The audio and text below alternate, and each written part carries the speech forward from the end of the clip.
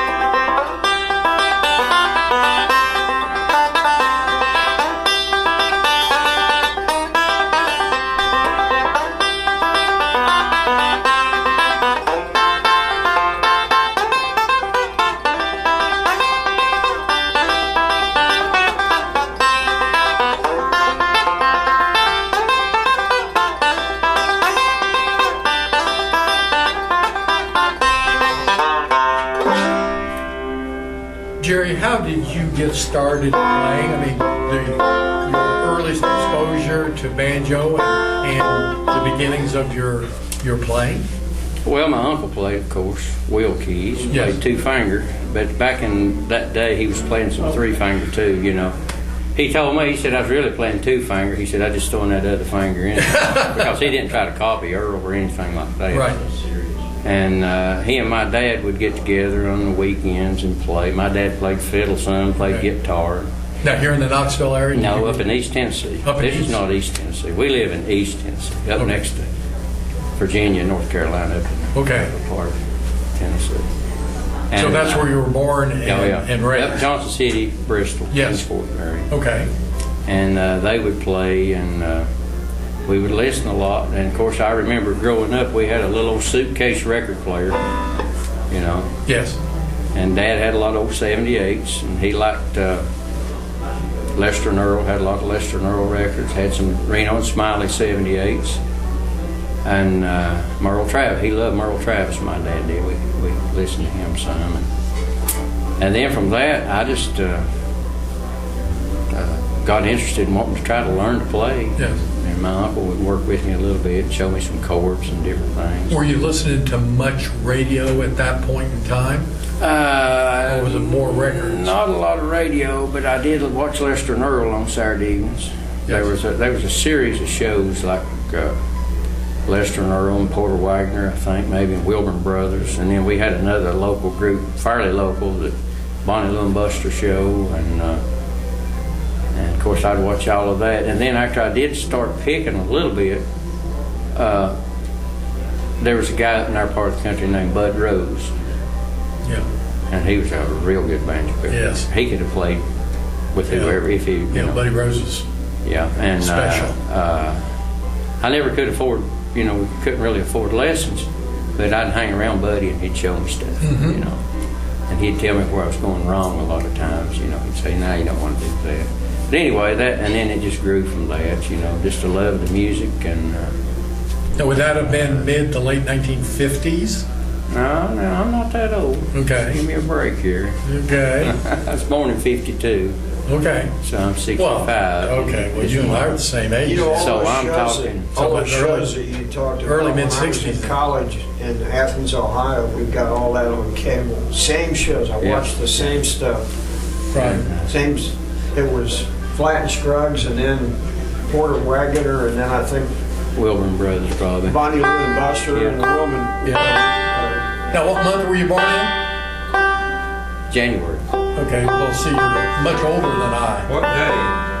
23rd. I was born 30th. What year? I'm 40.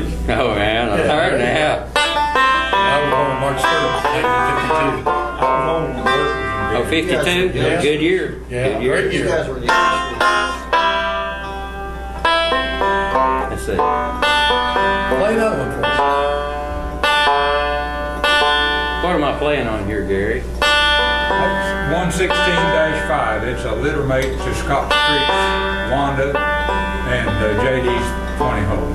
Okay. JD is -3 and Wanda's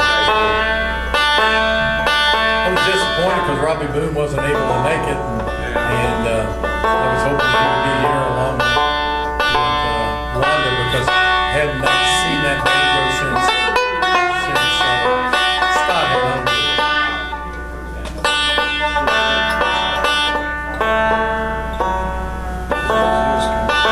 Now, how old were you when you started moving forward in learning the Well, banjo? I was interested in along about 13 and 14. I got a little banjo for Christmas and messed with that a little while. And then my uncle, like I said, he played two-finger.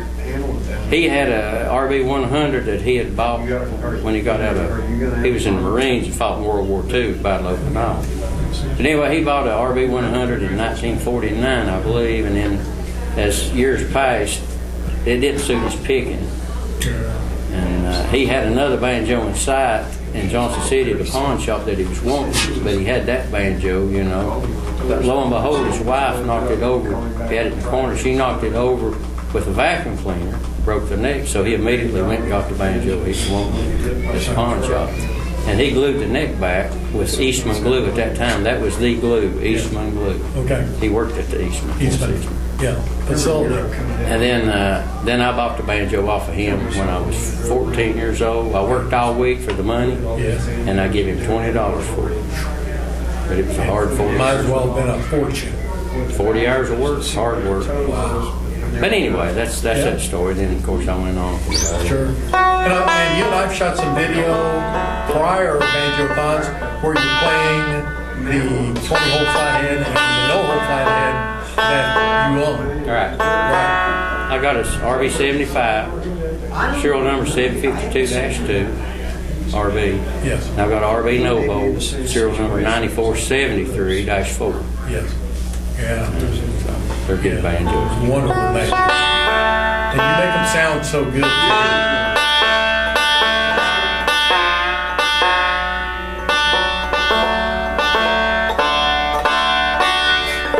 Take us through another one.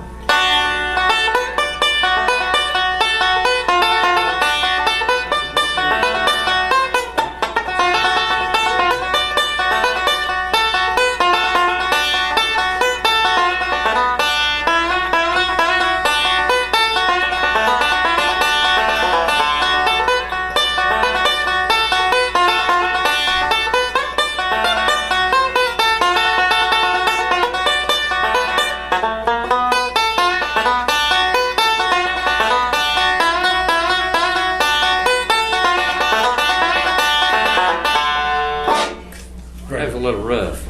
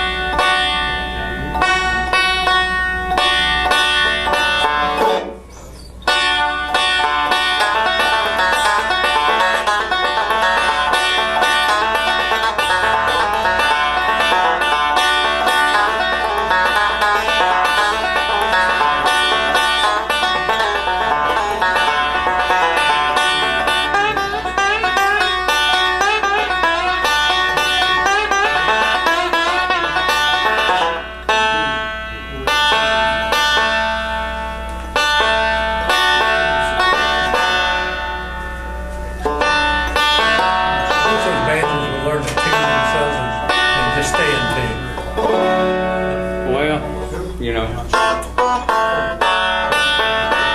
we got the repairman on the way. That's it. Okay, we're making adjustments on the fly here. Right.